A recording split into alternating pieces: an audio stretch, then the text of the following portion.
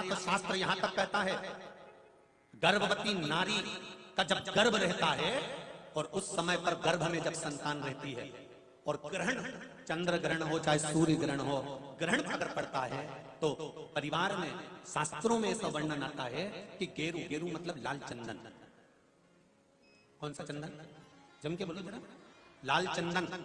ये गेरू तो बाद में आप लोगों ने उधर पे लगाना चालू करा, पर नियम ये है कि गर्भ में अगर बच्चा रहता है तो ग्रहण पड़ता है, चंद्र ग्रहण पड़े, सूर्य ग्रहण पड़े, तो जो नारी का गर्भ रहता है, भले वो 3 महीने का हो, 2 महीने का हो, 1 महीने का हो, 8 महीने का हो, 9 महीने का हो, 10 महीने का, नारी का अगर गर्भ है तो बुजुर्ग लोग भी कहते हैं, उनको ये भले नहीं मालूम होगा कि क्यों गेरू लगाते। गेरू नहीं, लाल चंदन की 3 रेखा नारी को अपने पेट पर खींच लेना चाहिए। क्या होता है तो कहा बच्चा विपरीत पैदा नहीं होता, बच्चा स्वतंत्र स्वस्थ अच्छा पैदा होता है, सुखी पैदा। आप में से कितनी माताएं जो जानती हैं इस बात को? हाथ उठाओ जरा।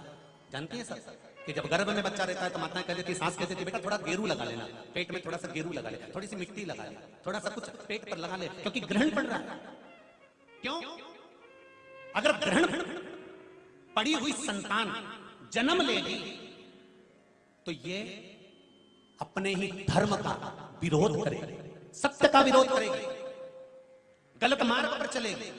और अगर शरीर पर एक त्रिकुंड लगा दिया गया, पेट पर ग्रहण के समय पर गेरू लगा दिया गया, लाल चंदन लगा दिया गया, तो जो बच्चा जन्म लेगा वो माता पिता के विरोध में कभी नहीं खड़ा हो सकता, धर्म के विरोध में कभी नहीं खड़ा हो सकता, सत्य सनातन धर्म के विरोध में कभी खड़ा नहीं हो सकता, हिंदू धर्म के विरोध में कभी खड़ा नहीं हो सकता, हमारे पक्ष में हमेशा बना रहेगा।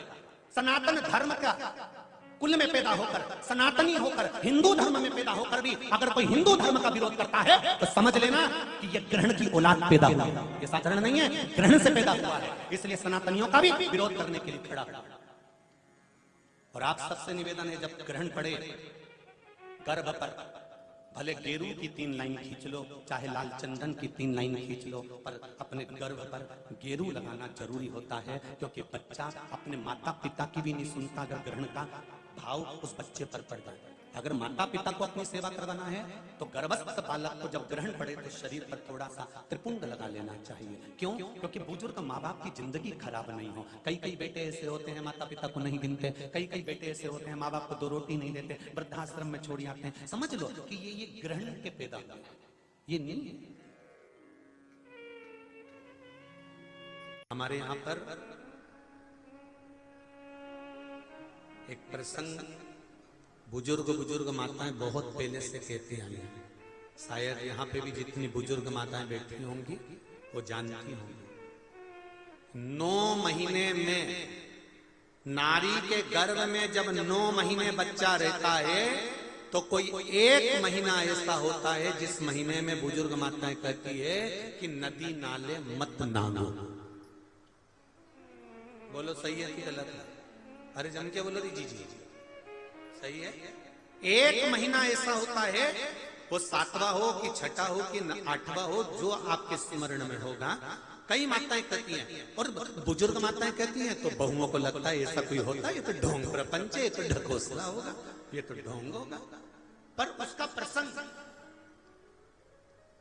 कई बहुओं ने माताओं से कहा होगा ऐसा कोई होता है क्या कि मैं मायके नहीं जाऊं और ये वाले महीना 1 महीना 9 महीने में 1 महीना मेरी माताओं के गर्भ के समय का ऐसा होता है कि जिस महीने में बुजुर्ग माताएं कह देती है कि इस महीने में तुम नदी नाले मत लांगो, अपने घर में रहो, स्वस्थ रहो, ना कहीं जाना ना कहीं आना। डॉक्टर को दिखाने जाना हो तो चले जाओ, मना नहीं, पर नदी नाले लांग कर मत जाना, इधर हो तो चले जाओ। बुजुर्ग माताएं कहती हैं। अब इन बुजुर्ग माताओं को किसने बताया ये कि नदी नाले मत नांगना? वो प्रसंग ये शिव महापुराण की तर्पण, जो शिव पुराण की कथा आप सुन रहे हो, वो प्रसंग यहाँ मिलता है कि स्वधा तप कर रही है और उसके तप करते समय वो अपने बच्चों को जन्म देने वाली है, और उस समय पर यमराज की धर्मपत्नी धुमोरना समझाने के लिए आती है। 1 महीना लगता है धुमोरना को स्वधा को समझाने के लिए।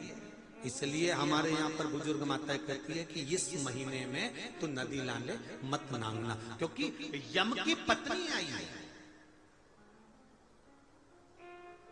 जब गर्भस्थ बच्चा रहता है, जब गर्भ में संतान रहती है, गर्भ में जब औलाद रहती है, गर्भ में जब संतान रहती है, तो नारी के 9 महीने में से 1 महीना ऐसा निकलता है, बच्चा पूरी तरह से स्वस्थ होगा, धड़कन भी होगी, सब कुछ होगा, तुम भी अच्छे रहोगे, पर 9 महीने में 1 महीना कष्ट का तो जाता ही है, ये निश्चित है।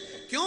क्योंकि उस समय पर स्वधा के पास में धुमोरना यमराज की पत्नी आकर बैठी थी, जिस समय पर स्वधा अपने बच्चों को प्रकट कर रही थी, तब उस समय पर धुमोरना आकर विराजमान हो गई, यमराज की पत्नी आकर विराजमान। अब नई नई बहुएं तो इस बात पर विश्वास नहीं करती हैं, पर मुझे आश्चर्य इस बात का होता है कि बुजुर्ग माताएं कितनी विद्वान होगी पुराने समय की, कि उनको शिव महापुराण की ये संवाद धुमोरना का यमराज की पत्नी का किसने सुना होगा। और ये बुजुर्ग माताओं को भी मालूम, इनकी सास ने और उनकी भी सास ने और उनकी भी सास ने, मतलब सनातन हिंदू धर्म कितना पुराना सनातन धर्म है, जरा विचार करिए कि वो आज तक चले आया। अब उसको लोग ढोंग के ले, ढकोसला के ले, चाहे कुछ के ले। अब ये तो अब यहाँ बैठकर आप लोगों को कुछ शिव पुराण के, कुछ स्कंद पुराण के, कुछ पद्म पुराण के, कुछ अग्नि पुराण के, कुछ नर्मदा पुराण के कुछ उपाय यहाँ से बता दिए जाते हैं। अब उसमें लोग हमें टोटका वाला महाराज कहें, चाहे जो महाराज के, उनकी मर्जी। आग लगे बस्ती में, सियोर वाला रहे मस्ती, अपने को क्या करना उसमें, वो जो बोले बोलता रहे। जिस